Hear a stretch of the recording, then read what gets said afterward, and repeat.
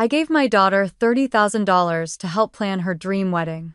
3 weeks later, she sent me an email saying I wasn't invited.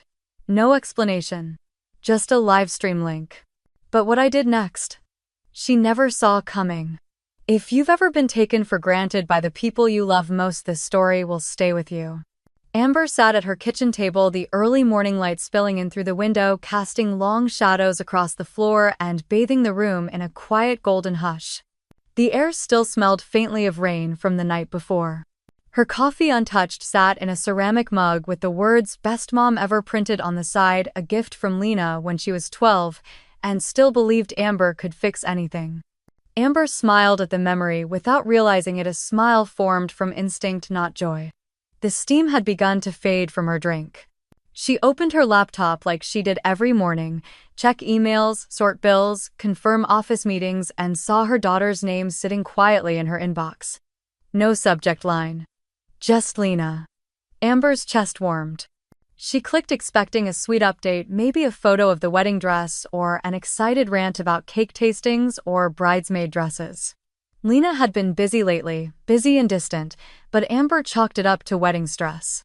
She understood. Weddings were a lot. She had, after all, already sent $30,000 toward the venue and early planning costs. She never expected thanks, she only hoped to feel included. Instead, she read, "Hi Mom. We've finalized the guest list for the wedding. After a lot of discussion with Andrew and his parents, we think it's best if you attend virtually. We've set up a live stream for family and friends who won't be there in person. It'll be almost like being there. Hope you understand." That was it. No "Dear Mom." No warmth. No explanation. Just a tidy little message with the emotional depth of a shipping confirmation. Amber blinked. She read it again. Then a third time. Her body remained perfectly still, like someone waiting for bad weather to pass. No gasp. No slam of the mug. No flood of tears. Instead, a strange quiet unfolded inside her like a blanket being pulled over grief. Her fingers hovered above the keyboard, but she didn't type. She couldn't yet. She tried to find anger, tried to summon hurt, but what came was something colder. A clarity. The kind that doesn't shout, doesn't sob, it whispers, "So this is who you are to her now." She leaned back in her chair and stared at the ceiling. It had a faint water stain in the shape of Florida. She used to joke about that when the kids were little. "Look, we've got a vacation spot right here," she'd say, pointing up while folding laundry. Lena would giggle. Jason Younger would climb the chair to trace the outline with his finger. That ceiling had watched her become a widow. It had heard her weep through job interviews, whisper promises to bills, sing lullabies through bronchitis. And now it witnessed this the moment Amber realized she wasn't really invited to her daughter's future. She thought about what had brought them here. About the compromises. The late nights. The canceled dreams. She remembered when Lena wanted to attend a private dance academy in high school. The tuition was outrageous. Amber picked up a second job cleaning medical offices at night. She remembered walking home at 1 a.m., sore and silent, so Lena could rehearse Swan Lake. When Lena got accepted to college, Amber sold the last piece of jewelry from her mother, a thin gold bracelet she'd kept for someday. That money paid for Lena's housing deposit. She thought of the times she gave up her own birthday, dinners, vacations, even dental appointments because Lena needed books, plane tickets, therapy, comfort. Once Lena called from JFK stranded after missing a connecting flight.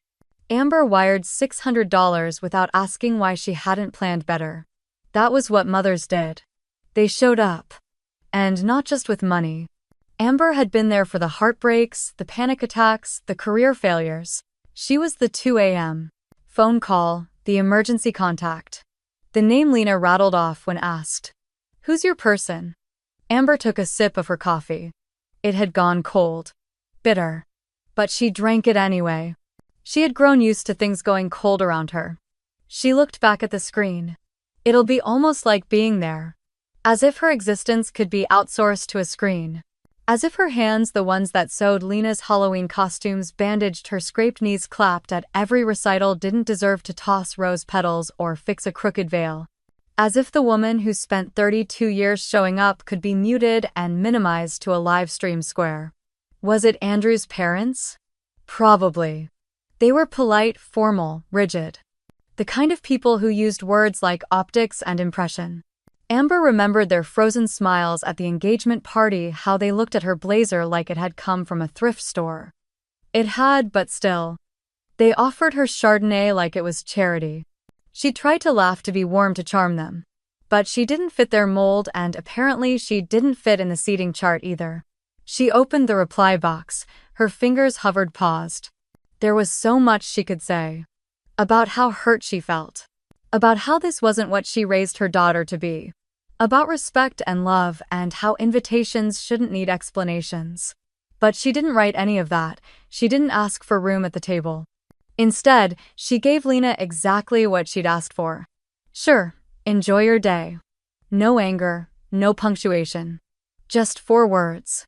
She hit send. She closed the laptop. And she sat there for a long time staring out the window watching a neighbor walk their dog. The world went on. Birds still chirped. The coffee was still bitter. The email was still real. And inside Amber, something began to shift. Not a breakdown. A reckoning.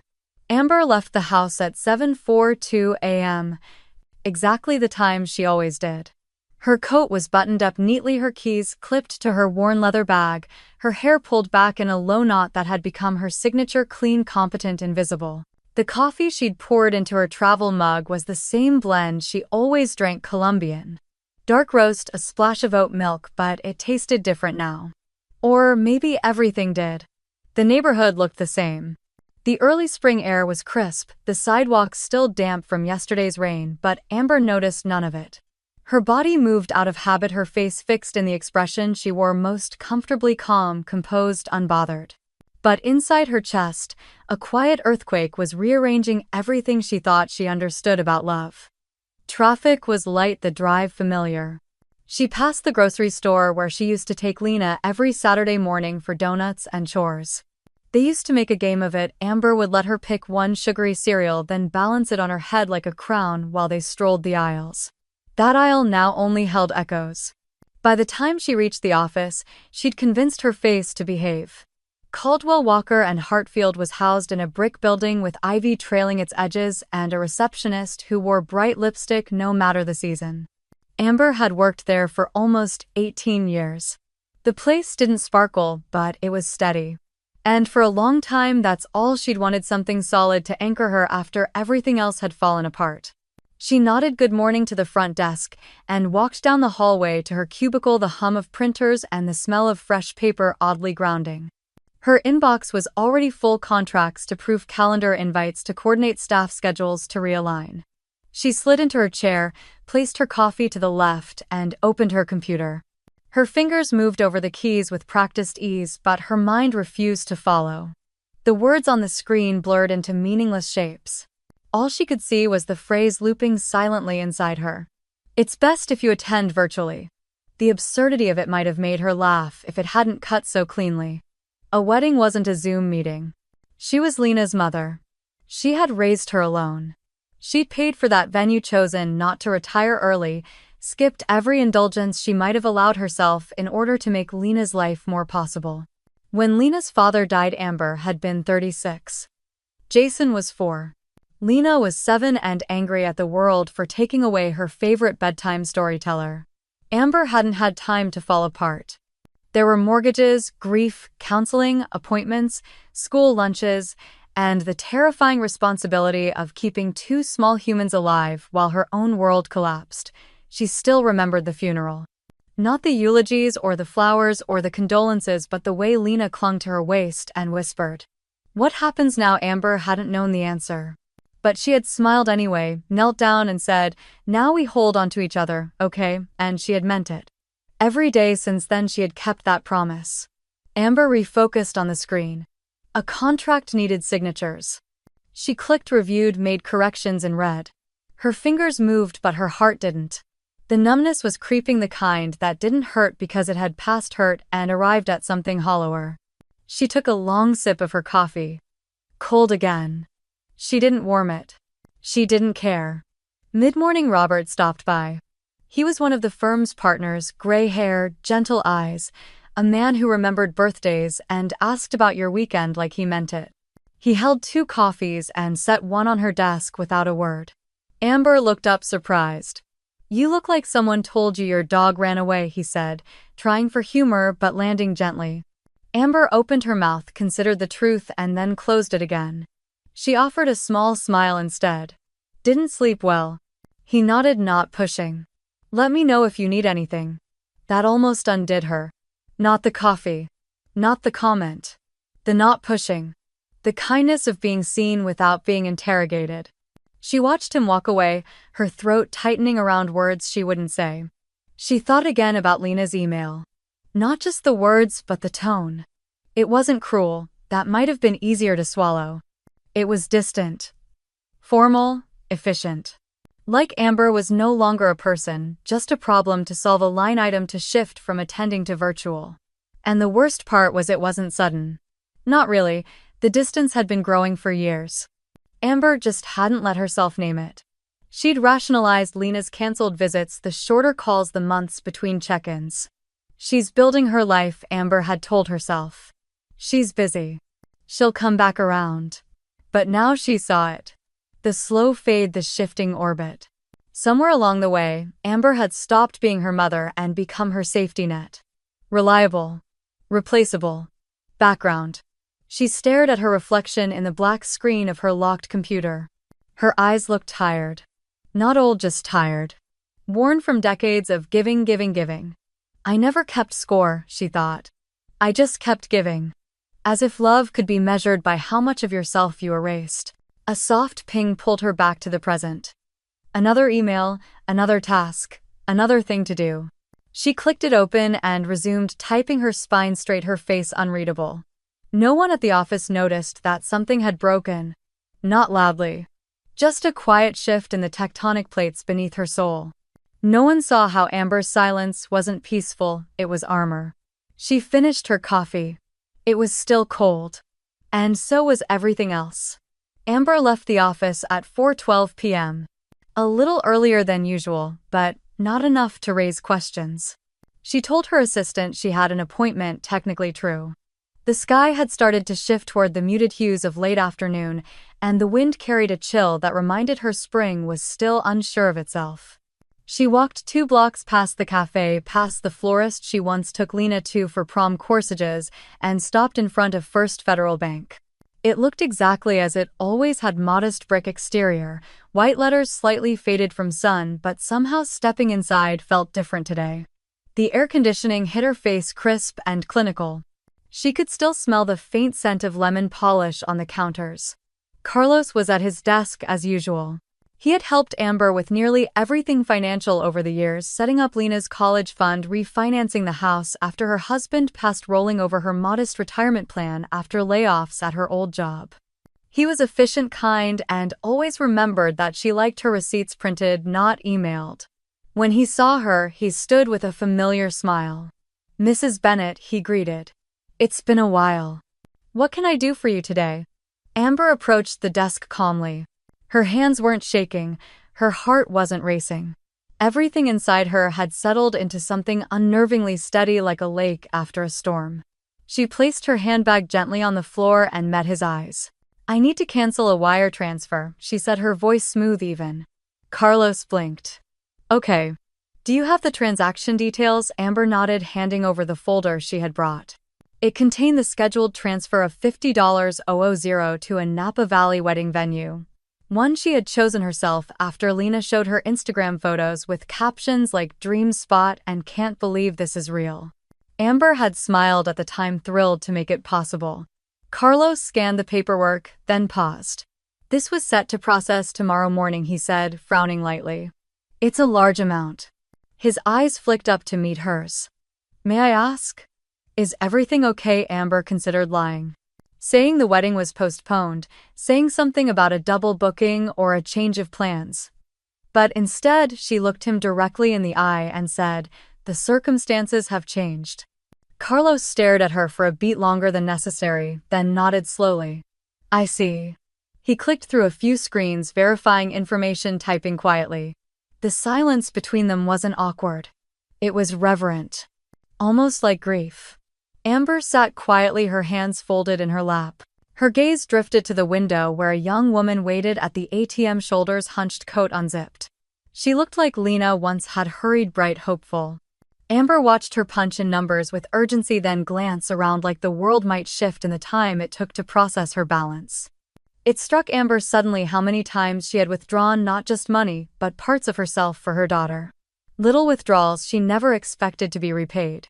When Lena changed her major from environmental science to journalism, Amber had smiled and said, "Of course."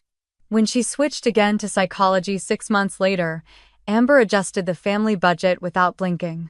She canceled a weekend getaway with friends to help Lena move apartments again, this time across the state. And when Lena started therapy after a breakup that had left her hollow and gray-eyed, Amber picked up the bill. No questions asked. No expectations. Just a mother doing what mothers do. She remembered writing checks while eating ramen at home. Remembered skipping her own dentist appointments to pay for Lena's textbooks. When had it stopped being generosity and started becoming sacrifice? She wasn't sure. The line had always been blurry. Carlos cleared his throat gently. "You're in luck," he said. "The wire hasn't processed. We can cancel it without penalty." Amber nodded. "Good." He hesitated. "Just to confirm." "You're sure?" Amber offered a thin smile. "Yes. I'm sure." He tapped a final key and printed a confirmation slip. "That's done then," he said, sliding the paper across the desk. She glanced at the total again. $50,000. She had already sent $30,000 weeks ago. $80,000 for a wedding she wasn't welcome to attend. A celebration she had funded but been left out of. It would have been easier if Lena had asked for less. Somehow the abundance made the exclusion feel sharper. As if Amber had value, but only in dollars. She stood, thanked Carlos, and walked out into the cooling afternoon. The light was dimmer now, the sky painted in low golds and purples. Her footsteps were steady. She didn't feel triumphant. She didn't feel broken. She felt done. By the time she got home, her phone had 3 missed calls from Lena, 1 from Jason, and a voicemail she didn't listen to. She turned off the ringer and left the phone in her purse. In the kitchen, she poured herself a glass of red wine, the bottle she'd been saving for Thanksgiving, back when Lena promised she'd come home but canceled last minute. Work emergency, she'd said, then posted photos from a vineyard that weekend. Amber stepped out onto her porch, glass in hand, sweater draped around her shoulders. The neighborhood was quiet. A dog barked in the distance. Somewhere, wind chimes played a hollow tune. She took a sip and let the silence settle over her. It didn't feel lonely. It felt earned. And for the first time in years, she wondered what it might mean to start spending her money and her energy on herself. The first call came just after 7 p.m. as Amber was rinsing her wine glass. The screen lit up with Lena's name pulsing like a lighthouse in the dark. She didn't answer. She watched it ring until it stopped. Then it rang again. Again. Again. 7 times in 20 minutes, all from Lena. Then 3 from Jason. The voicemail icon blinked silently, a growing weight in her chest, but she made no move to listen. Instead, she folded the dish towel slowly and placed it across the handle of the oven. She moved through the house like someone settling in for a quiet evening, but her body held a strange tension, as if expecting an aftershock. She didn't feel guilt. That surprised her. She had expected to feel cracked open, or at least conflicted. But instead she felt steady. Not numb, not hard. Just sure. By 8:00 the calls had multiplied. Texts flooded in. Some short and frantic, "Mom, please answer." Others passive-aggressive. "I don't understand what you're doing." One was almost laughable. "You're being unfair. This isn't about you." She let them all pass by like traffic she could hear from the sidewalk, but had no desire to join. At 8:43 the doorbell rang. Amber knew before she opened it that it wouldn't be Lena. Her daughter didn't show up without warning, hadn't in years. It was Jason. Her son stood on the porch in his work clothes, sleeves rolled up, tie askew, phone still in hand like a weapon. His hair was damp from either sweat or stress, and his eyes scanned her face with urgency. Mom, he said, stepping in before she could respond. Why aren't you answering your phone? Lena's freaking out. Amber closed the door behind him with the same calm she'd used all day. Hello, to you too, she said, voice even. Jason ran a hand through his hair. She says you canceled the wedding payment, that you're not coming, that you're not even responding. His voice pitched higher. What's going on? Amber moved past him into the living room and sat down on the arm of the couch. What's going on? She echoed, more to herself than him. Jason didn't sit. He paced. They're counting on that money. You already sent 30. They were planning the rest based on I know exactly what they were planning, she said, not unkindly. Jason stopped pacing. So what is this? Punishment? Amber looked at her son, nearly 30, kind, responsible, loyal. He had never asked for much. He didn't drain her the way Lena did, but he also didn't understand her. Not truly. Not deeply. It's not punishment, she said quietly. It's a boundary. He blinked. Oh, what a line, she said. One I should have drawn a long time ago. Jason's frustration cracked open. Mom, this is a wedding, her wedding. And now everything's falling apart because you. What? Got your feelings hurt? The words hit the air with a sharpness Amber hadn't expected. Not because they were new, but because they sounded so familiar. They sounded like every time she had swallowed her own needs in the name of being supportive. Every time her discomfort had been labeled dramatic. Every time she'd been told her sacrifices were invisible because she never made a show of them. She stood slowly. Not to confront him. Just because it felt wrong to sit beneath that. I spent 32 years making sure your sister never had to feel unsafe, Amber said. Never had to question if someone was in her corner. I paid. I showed up. I kept showing up even when she stopped asking. Even when she stopped noticing. Jason crossed his arms. That's what parents do. Amber nodded. Yes. And I did it willingly. I never kept score, Jason. I just kept giving. But there's a difference between love and being used. I didn't even get a phone call, just an email. A live stream link. Jason shifted. It wasn't her idea alone. Andrew's parents. She raised a hand. I don't care whose idea it was. She's my daughter. If she wanted me there, I'd be there.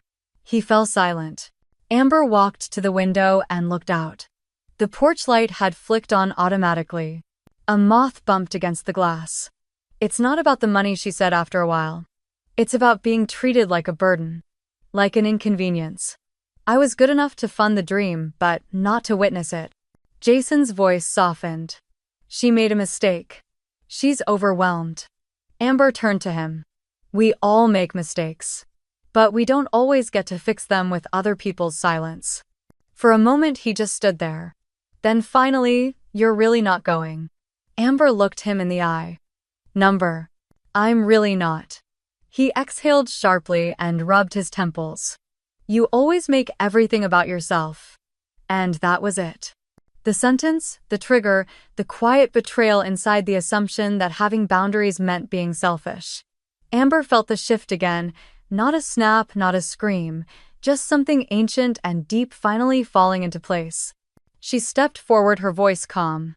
Get out of my house. Jason froze. What, you heard me? He looked stunned. Mom, no yelling. No drama, just go. Jason stared at her and for a moment she thought he might cry or yell or plead. But instead he just nodded once, short, confused, defensive, and walked to the door. The click behind him was soft. But it echoed louder than any slammed door ever could. Amber stood in the living room staring at the space he had just occupied. Her hands didn't shake, her chest didn't ache. What she felt wasn't regret. It was peace. A terrifying, unfamiliar peace. Amber waited until the house had returned to stillness. After Jason left, the silence didn't feel angry, it felt earned. She turned off the porch light and walked back into the kitchen. The familiar hum of the refrigerator, the creak in the third floorboard, these small, dependable things comforted her in a way her children no longer did. Her eyes settled on the bottle of wine on the top shelf of the pantry tucked behind a stack of cookbooks she hadn't opened in years. It was a Cabernet she had been saving for Thanksgiving 2 years ago, the one Lena had promised emphatically tearfully to come home for. "This time I mean it, Mom. I already blocked the weekend." Amber had cooked for 2 days straight. Made her daughter's favorite sweet potato casserole. Ironed the linen napkins. Set the table with the blue dishes she only used on holidays. Lena canceled the morning of. Sent a text. "So sorry. Work crisis. Love you." That night Amber ate dinner alone with the television on low, the wine unopened. Until now. She retrieved the bottle, uncorked it with quiet precision, and poured herself a generous glass.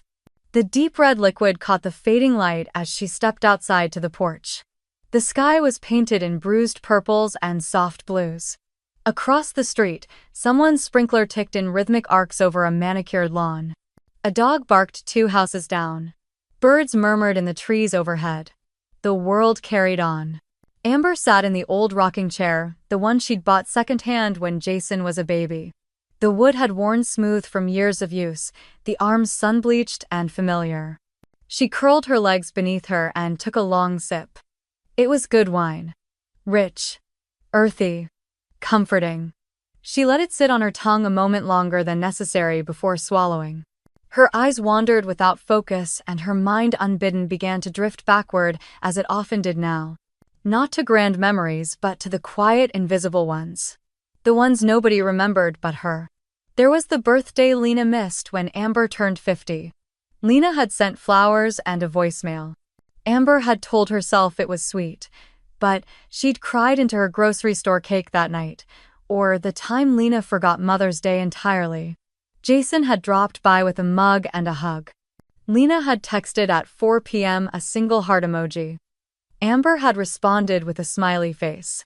She had always covered the gaps with grace. She thought about Christmas 2 years ago. Lena had promised to fly in, but a snowstorm rerouted her plans. Amber had packed away the gifts she bought, the leather gloves, the framed photo of their trip to the coast, the handwritten letter she'd never gotten the courage to give. It was still in the drawer of her nightstand, sealed unread. And then one memory came sharper than the rest. Amber had been shopping for winter boots. Her own were cracked at the soles, the leather flaking, the insoles thinning. She'd found a pair she loved, real leather, soft lining, on sale. She'd tried them on twice in the store, walking back and forth in front of the mirror, admiring the way they hugged her ankles. But just as she reached for her card, her phone buzzed. Lena. Her daughter was in tears. Her roommate had moved out unexpectedly. Rent was due in 5 days. Amber had murmured, "Don't worry, sweetheart," as she took off the boots and put them back on the shelf.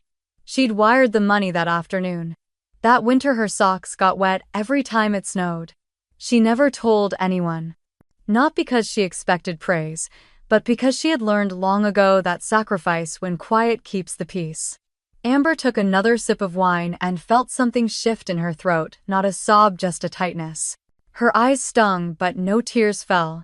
She didn't want to cry. She just wanted to feel all of it without apology. She remembered walking to work that winter in those old boots, feet frozen, hands tucked in her sleeves. She'd passed a boutique and seen a mother and daughter laughing through the glass, trying on scarves. She had told herself, "One day, Lena and I will do that. One day when she has time," but time had always been the thing Amber gave, not the thing she received.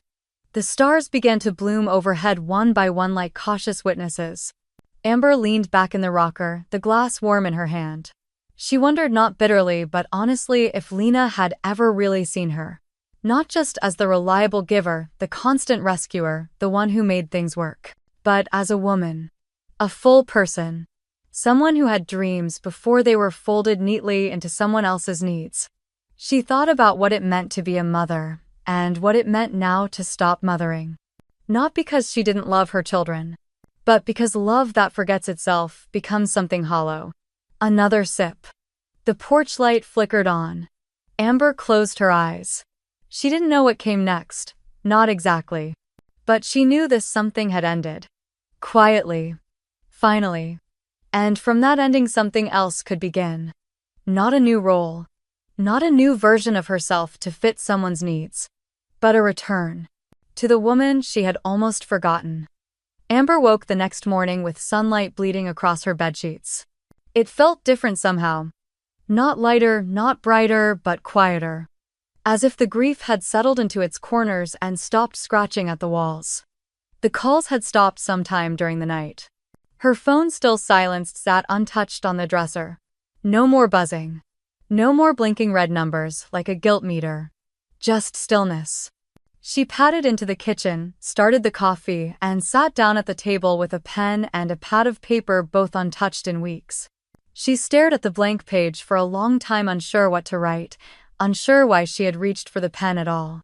But something inside her needed to be heard. And not by Lena. Not by Jason, by herself. She wrote, "Dear Amber, thank you for surviving. Thank you for choosing to keep going when your heart broke quietly, when no one noticed, when the meals you made were left uneaten and the calls you waited for never came. Thank you for holding space for everyone else's pain, even when you're sat unanswered in your chest. Thank you for keeping the lights on, the laundry folded, the fridge full, and your arms open, always open. I'm sorry I forgot to ask you what you needed. I'm sorry I only clapped for you silently in the kitchen after everyone had left the stage. You were never just a mother. You were always a woman with dreams and ache and poetry under your skin. I see you now. I won't forget again. Love me." When she finished, her hands trembled, not from weakness but from release. She folded the letter, slid it into an envelope, and tucked it between two books on the shelf. She didn't need anyone else to read it. The act of writing it was the healing. Later that morning at work, something shifted. She wasn't lighter, but she was grounded. She answered emails, coordinated meetings, corrected a clause in a merger contract that would have cost the firm thousands. She did it all without the usual fog. For the first time in days, her mind returned to her body. Near noon, Robert passed by her desk holding his usual to-go coffee cup and a small brown paper bag. "Lunch?" he asked casually. Amber nearly said no. Out of habit, she almost reached for an excuse: deadlines, errands, tiredness. But then she stopped herself. She hadn't eaten lunch out in months. Hadn't sat in the sun, hadn't allowed herself anything that didn't serve someone else's needs. She looked up and smiled. "I'd like that." They walked to a new Italian cafe down the block, one she'd passed a dozen times but never entered. It had white tablecloths and a chalkboard menu and too much light. She loved it immediately. Robert ordered lasagna. Amber chose butternut squash ravioli with sage butter. When the food arrived, they talked easily about his grandchildren, about the state of legal affairs, about the absurdity of HOA rules. Then, after a pause, Robert looked at her with soft curiosity. "Forgive me, Amber, but you seem different this week." She considered brushing it off. But something about his tone, the genuine care in it, made her answer honestly. "I canceled a wedding payment," she said. "To my daughter's venue. She disinvited me, said I should watch it online." Robert blinked, fork halfway to his mouth. He set it down carefully. "I'm so sorry." Amber shrugged gently. "I'm not. Not anymore." She told him the whole story, succinct, clear, not bitter. And he listened. Really listened. No advice, no silver linings, just quiet presence. When she finished, he nodded slowly. "Sometimes," he said, "the hardest part of love is setting boundaries with the ones we gave everything to." Amber looked at him for a long moment. No one had ever said it that plainly before. It landed in her chest like a stone, but not a sinking one. A steadying one. "Thank you," she said softly. That evening, she passed by the community center on her way home. A small flyer taped to the window caught her eye. "Beginner pottery, Wednesdays at 6, first class free. No experience needed." She stared at it for a moment longer than necessary. Then stepped inside. The woman at the front desk had curly hair and a nose ring and greeted Amber like she was expected. "First time?" she asked. Amber nodded. "Yes. I think so." She filled out the form, handed over the modest fee, and tucked the schedule into her purse. That night, Amber didn't check her phone. She didn't reread Lena's messages. She didn't wonder what came next in their fractured relationship. Instead, she made tea. She put on music she loved but hadn't played in years, some old jazz with gravel voices and soft pianos, and sat with a novel in her lap and her feet tucked under a blanket. She hadn't forgiven Lena. Not yet. Maybe not ever. But she had begun to forgive herself for disappearing in the name of being needed. The next week she would show up to the pottery class in old jeans and a nervous heart. She would touch clay for the first time since grade school. And she would feel it, something ancient, something gentle start to take shape in her hands. Not a bowl, not a mug, but maybe, just maybe, a new life. The email came on a Thursday morning just as Amber was slipping her arms into her cardigan and pouring the last of the coffee into her travel mug. The subject line caught her eye: "Please don't ruin my wedding." She paused. The subject didn't sting. It didn't even surprise her, but it made her tilt her head in quiet recognition, the same way she used to recognize manipulations in legal documents, not aggressive, just calculated. She sat down at the table and clicked it open. "Mom, I know you're upset about the Livestream thing, and I probably could have handled it better. But this has gone too far. We've lost the venue deposit. The caterer is threatening to pull out if the final payment isn't made by end-of-day Paris time. Andrew's parents are furious. They said this proves you're unreasonable and dramatic. I defended you at first, but I don't know what to say anymore. This isn't what I wanted. I wanted you there, but it's complicated. Andrew's mom had a vision and we tried to accommodate everyone. Maybe we went too far. If you send the money, we'll find a way for you to attend. Maybe a smaller welcome dinner or even something at the rehearsal. We can work something out. Please don't let this ruin everything." Lena Amber read it once. Then again slowly. She sipped her coffee as the words settled like dust around her. The tone was familiar, too familiar. Not an apology. A negotiation, an offer. A half-step toward healing that required a full payment in return. There was no "I'm sorry I hurt you." No "I see what I did." No acknowledgement of the core wound. Just logistics. Just numbers. Just "if you give, we'll allow." Amber leaned back in her chair and stared out the window. The neighbor's dog barked at a squirrel on the fence. The world turned as usual. And inside her, something astonishing happened.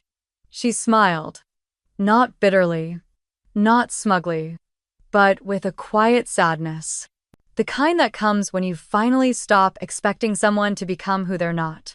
She didn't reply. She didn't even open the draft window.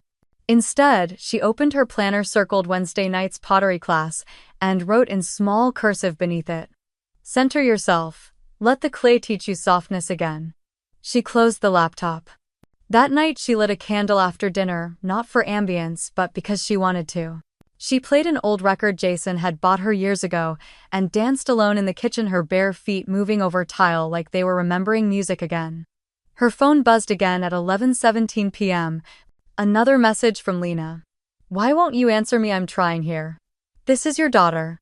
Don't you care about making this right?" Amber looked at the screen and gently turned the phone over face down. Yes, she thought. I care. I care so much that I'm finally choosing not to play a part in a story that only calls me in when the budget breaks. The next morning at work, Robert stopped by her desk as he often did. He had a new book recommendation. Something about memory and forgiveness. "You seem peaceful lately," he said, smiling. Amber nodded. "I think I stopped trying to be necessary." He raised an eyebrow. "And how's that going?" She thought for a moment. "Quiet," she said. "But clear." Over lunch she told him about the email. Not the details, just the essence. A conditional invitation. A love that showed up when attached to a bank transfer. Robert stirred his tea thoughtfully. "People will offer you a seat at their table only when you bring something they want," he said. "But you deserve to sit without having to pay for the chair." Amber looked out the cafe window, watching a group of teenagers laugh in oversized hoodies and headphones. "I used to think love was about proving myself," she said. "Earning my place over and over. Now I think it's about being okay if no one claps when you stand." That weekend she got a letter in the mail. From Lena. Handwritten. 5 pages long. It was a strange blend of grief, defensiveness, half apologies, and circular logic. Lena said she was sorry if Amber felt hurt, but also reminded her of all the things she'd done for her over the years. She asked if Amber wanted to rebuild this bridge and closed with, "I just wish you would try harder to understand where we're coming from." Amber folded the letter carefully and slid it into the same drawer where her own note to herself rested. Two voices, two truths, two women no longer orbiting each other. She didn't feel cold. She didn't feel angry. She felt finished with begging, with performing, with exchanging her presence for conditional love. That Sunday, she made soup. Not because anyone was visiting, just because she liked the smell of rosemary in the house. She sat on the porch with a bowl and a book, and when the wind stirred the trees, she whispered, "I'm still a mother. But I'm also Amber." And for once that was enough. It was a quiet Tuesday evening.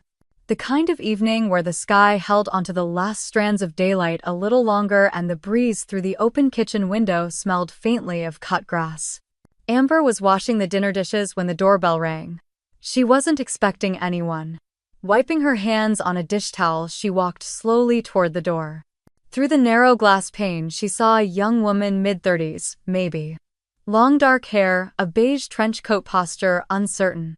Familiar though the years had blurred the sharpness of memory. Amber opened the door. "Mrs. Bennett," the woman asked gently. Amber blinked. Madison Reynolds, Lena's childhood best friend. The girl who had spent summers in their backyard, jumping through sprinklers, building forts out of sheets, whispering secrets with sticky popsicle fingers. She hadn't seen her in, 15 years? 20. Yes, Madison smiled shyly. "I hope it's okay I stopped by. I was in town for work, and well, I heard things were tense." Amber nodded once and stepped aside. "Of course. Come in."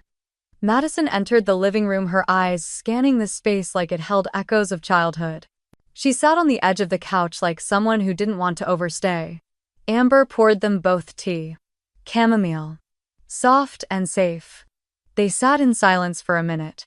The air held something delicate, like walking across a frozen pond, both aware that one wrong word could crack the surface. "I spoke to Lena yesterday," Madison finally said, wrapping her fingers around the mug. "She's a mess.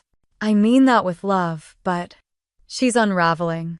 Amber raised an eyebrow, not in sarcasm, just listening. Madison continued, "She knows she handled it wrong. She knows the wedding's falling apart without your help, but mostly, she doesn't know how to fix it." Amber nodded slowly. "And that's why you're here." Madison hesitated. "I'm not here to convince you. Honestly, I don't think I could.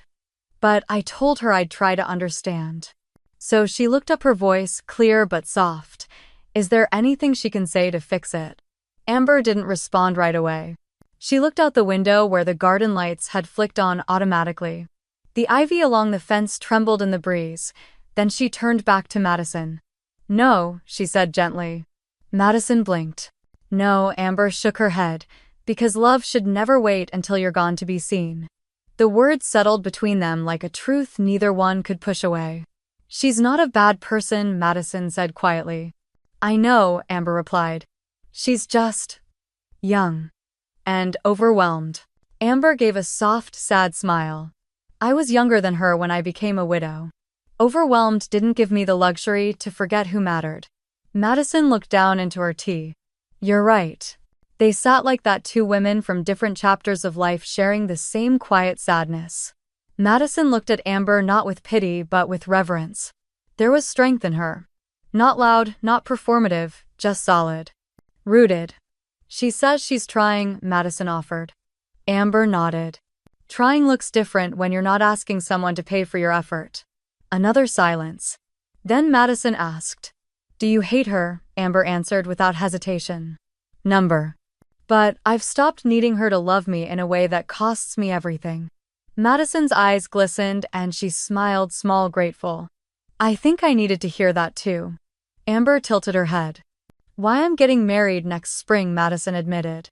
"And I've already started turning into someone I don't recognize. Counting Instagram likes instead of phone calls. Snapping at my mom when she asks about colors instead of asking how she's feeling. I don't want to be someone who wakes up and realizes she lost something real chasing something curated." Amber placed a hand over Madison's. Then don't. It was that simple. And that difficult. Madison nodded. Thank you. For seeing me. Even now. Amber smiled. You are always welcome in this house. They stood. Madison wrapped her arms around Amber, and it wasn't a casual hug, it was long present real. A passing of something between generations. At the door, Madison hesitated. I don't know if Lena will get it. At least, not now. She might, Amber said. Or she might not. That's not my job anymore. And just like that, Madison was gone, the night folding in around the porch. Amber stood for a long while after she closed the door. She didn't cry, she didn't feel triumphant, she just felt, witnessed. Sometimes it wasn't about being forgiven, or about getting the apology you deserved. Sometimes healing came when someone finally looked you in the eye and said, I see you. And meant it. The pottery studio smelled like wet earth and eucalyptus.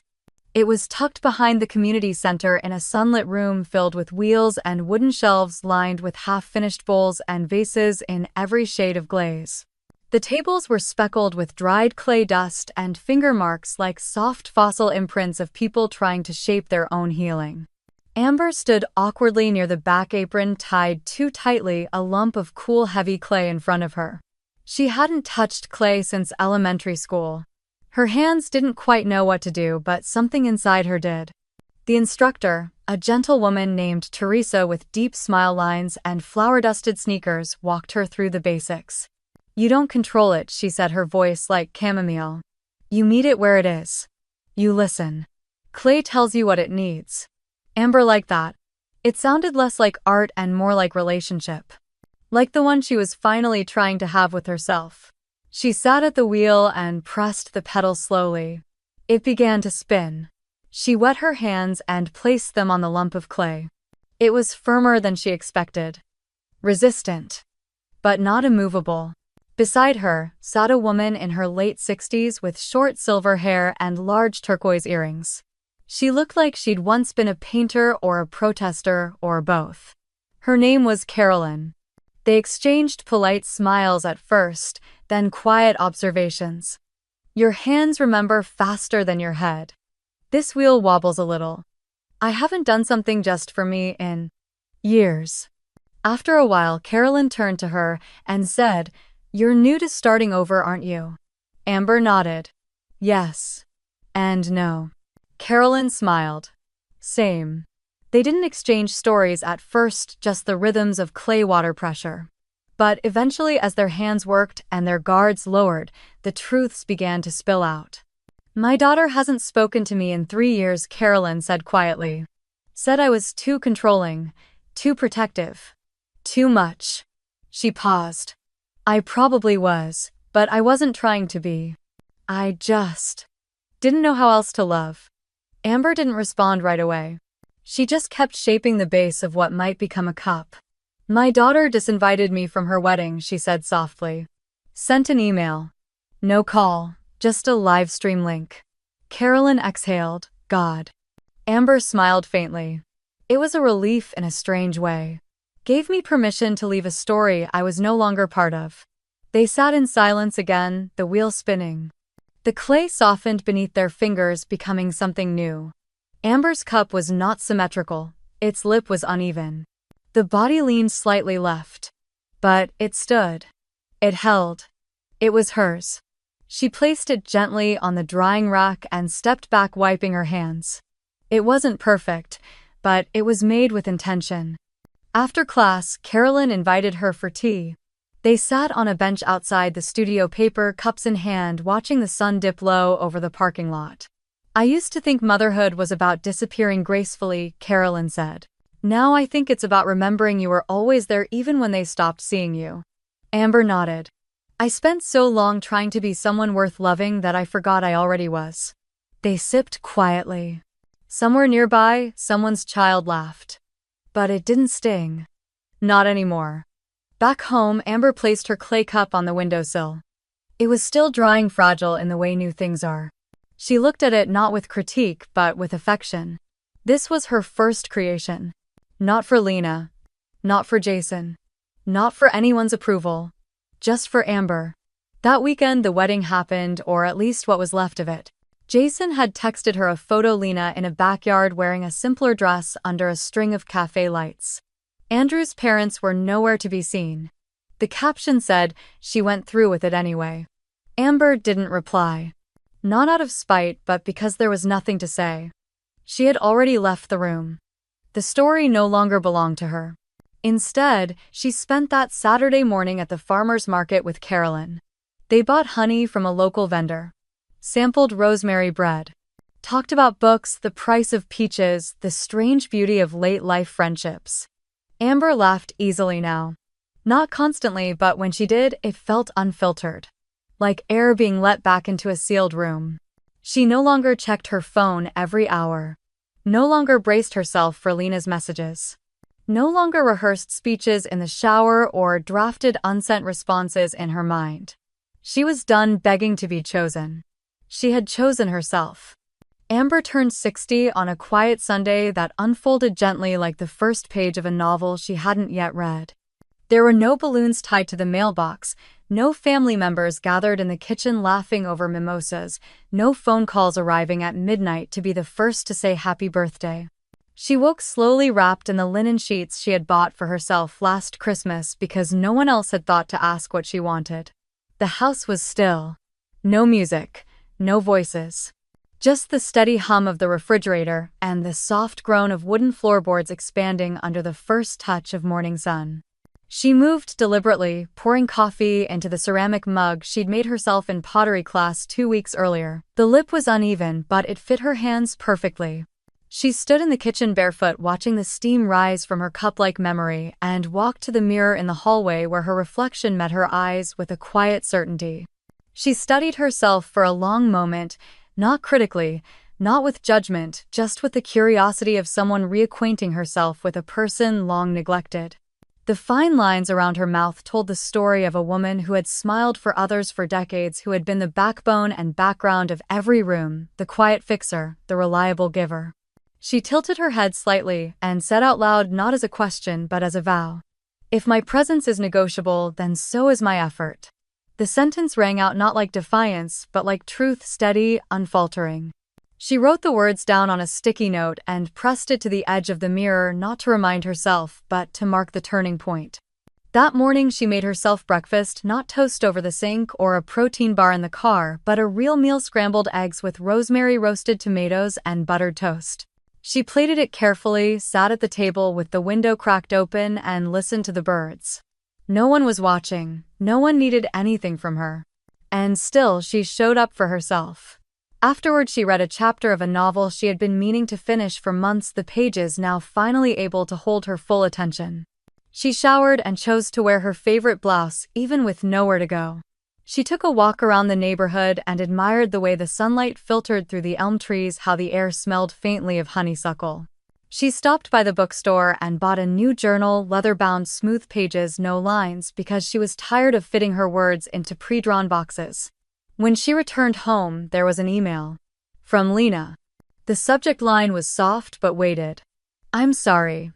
Amber sat down, heart steady, and opened it. The message was long.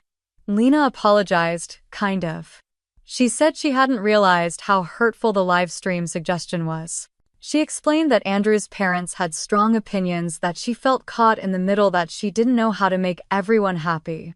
She said she missed Amber, that she had been scared, that she didn't think Amber would ever stop showing up, that the silence had been more painful than expected. But there was no real reckoning in the words, only longing, only confusion. There was no moment where Lena said, "I see you now. Only please say something." Amber read it once, then closed the laptop. She didn't write back, not because she didn't love her daughter, but because she did. And because love, real love, doesn't always mean stepping back into a room where you're only invited after the damage is done. Instead, Amber went to the garden. She pulled weeds with bare hands, trimmed the lavender, watered the tomatoes. She placed her hand on the warm terracotta of the raised bed and whispered to the soil, "This is enough." That evening she cooked again, soup, this time with crusty bread and thyme. She lit a candle and played a record, jazz, soft and slow. She set the table for one without sadness. Just reverence. Later, as dusk settled into the edges of the windows, she walked to the mirror again. The sticky note was still there. If my presence is negotiable, then so is my effort.